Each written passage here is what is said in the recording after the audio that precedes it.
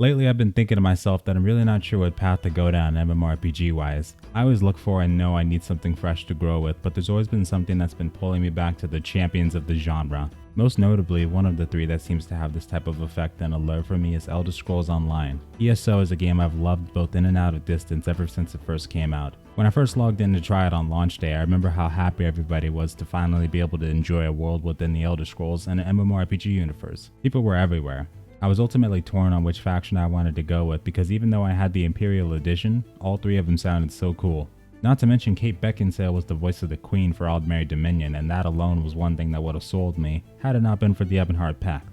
Long story short, after about 20 minutes of indecisiveness, I decided on siding with Ebonheart Pact, with red being my favorite color and the fact that I love any type of faction that seems war-based, and since they had Nords. Elder Scrolls Online has always been a game with an enriching questing and leveling experience. I loved how expansive the class system was by allowing us to choose different weapons for each class type to come up with all sorts of different combinations over the course of the game time. Even though during mine I wasn't able to 100% get comfortable with the four that we had. Dragon Knight was probably the closest I came to, but then again I never did try a Warden, and now of course Necromancers are coming up the pike.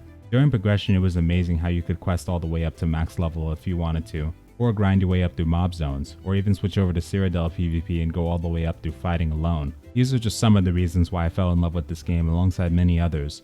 On top of that, as soon as I found out in-game that you could become a werewolf or vampire, I tried my hardest to jump right on that. Back then there were also guilds made specifically to shut you out of having the opportunity and hunting down those NPC werewolves themselves, and they were very annoying. I think there might have even been NPC mob packs for vampires too. Of course though, it wasn't always sunshine and rainbows back then, or during the course of the gameplay. I remember during launch it had some massive issues in Cyrodiil when it came to optimization, although this shockingly was rarely a problem for me, even with my terrible computer at the time.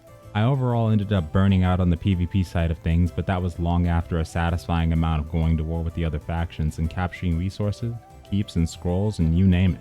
There were always groups to roll with, and it rarely ever had its dull moments during the campaign. The dungeons also had a really good amount of difficulty to them as well, but I do recall that when you ran with someone higher than you, it would scale the entire experience up. This was back before they had champion points and had veteran levels instead, so I believe the way that it worked is that if you were running dungeons with the vet, it would automatically become a veteran dungeon, which did not bode well for anyone who didn't have all their skills. Now bring it down hard! Someday! Elder Scrolls Online always had its good and bad moments, and honestly it's grown so much since it first began. That's exactly why it's become one of the most popular MMORPGs to date, and I'm so incredibly happy about that. This game and the company behind it definitely deserve it, no matter what I may feel or say about it. The lore is incredibly enriching, there's so many different ways to go about progressing, community still has a lot of incredibly helpful and friendly people too. PvP has also been expanded upon with the Imperial City and the battlegrounds you can queue for, on top of Cyrodiil still being very popular. New regions to explore, the ability to continue other factions' storyline after you complete your own. There's also a ton of DLC for you to experience, although this is probably something you want to buy the in-game subscription for, otherwise you'd be shelling out quite a bit of cash. Morrowind to Somerset have also added experiences to the game for you to become a part of. Overall, if you want to enjoy the game to the fullest, you'll definitely need to have that ESO Plus subscription. The ability to dye your gear and outfits you've unlocked, gathering bags, stash your materials, etc. You just can't miss it. But I guess despite all the great times I've had with this game, I guess it never really truly felt right to me. But I also don't know what it was over the past few years that also made it lose its luster for me, but I think it's more of the feeling of satisfaction. I had my fill of ESO years ago. I think at this point whenever I do play it, it's for short but sweet bursts while I search for a new home. I'm all filled out on Cyrodiil PvP.